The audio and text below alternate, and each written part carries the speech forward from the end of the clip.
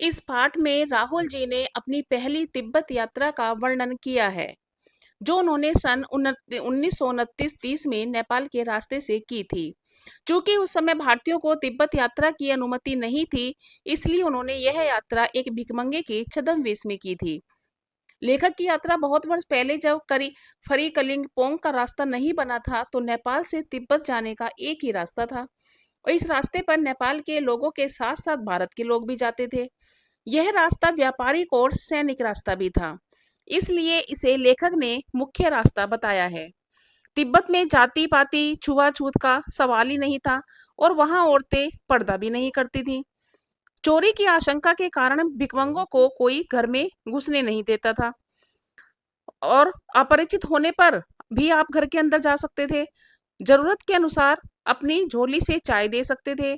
घर की बहू अथवा सास उसे आपके लिए पका भी देगी। परित्यक्त चीनी किले से जब वे चले तो एक व्यक्ति को 2 चिटे राहदारी देकर थोगला के पहले के आखिरी गांव में पहुंच गए। यहाँ सुमति, जो कि एक मंगोल भिक्षु था और राहुल जी का मित्र भी था, उसकी पहचान तथा भिखारी होने के कारण रहने के लिए अच्छी जगह मिली। 5 साल बाद ये लोग इसी रास्ते से लौटते थे। तब उन्हें रहने की जगह नहीं मिली थी और गरीब की झोपड़ी में ठहरना पड़ा था, क्योंकि वे भिखारी नहीं बल्कि भद्र यात्री के वेश में थे। अगले दिन राहुल जी एवं सुमति जी को एक विकट डांडा थोगला पार करना था। डांडे तिब्बत में सबसे ज्यादा खतरे की जगह मानी जाती हैं। 16-17 हजार फीट ऊंची होने के कारण दोनों ओर गांव का नामो निशान नहीं था। डाकुओं के छिपने की जगह और सरकार की नरमी के कारण यह अक्सर खून हो जाते थे। चूंकि वे लोग भिखारी के वेश में थे, इसलिए हत्या की भी उन्हें परवाह नहीं थी, परंतु ऊंचाई का डर बना रहता था। दूसरे दिन उन्होंने डांडे की चढ़ाई घोड़े से की, जिसमें उन्हें दक्षिण पूर्व और बिना बर्फ और हरियाली के नंगे पहाड़ दिखे और उत्तर की ओर पहाड़ों पे कुछ बर्फ दिखी। उतरते समय लेखक का घोड़ा थोड़ा पीछे चलने लगा और वे बाईं की ओर 1.5 मील आगे चल दिए।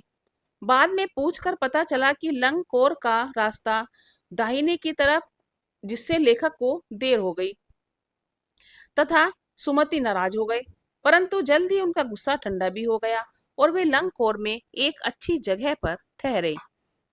अब वे तिडरी के मैदान में थे, जो कि पहाड़ों से घिरा हुआ टापू था। सामने एक छोटी सी पहाड़ी दिखाई पड़ती थी, जिसका नाम तिगरी समाधिगिरी था। आसपास के गांवों में सुमति के बहुत परिचित थे। वे उनसे जाकर मिलना चाहते थे, परंतु लेखक ने उन्हें मना कर दिया और लहासा पहुंचकर पैसे देने का वादा किया। सुमति मान गए और उन्होंने आगे बढ़ना शुरू किया। उन्होंने सुबह चलना शुरू नहीं किया था, इसलिए उन्हें कड़ी धूप में आगे बढ़ना पड़ रहा था। वे पीठ पे अपनी चीजें लादे और हाथ में डंडा लिए चल रहे थे। सुमति एक और यजमान से मिलना चाहते थे, इसलिए उन्होंने बहाना कर शेखर बिहार की ओर चलने को कहा। तिब्बत की जमीन छोटे बड़े जागीरदारों के हाथ में बटी हुई है।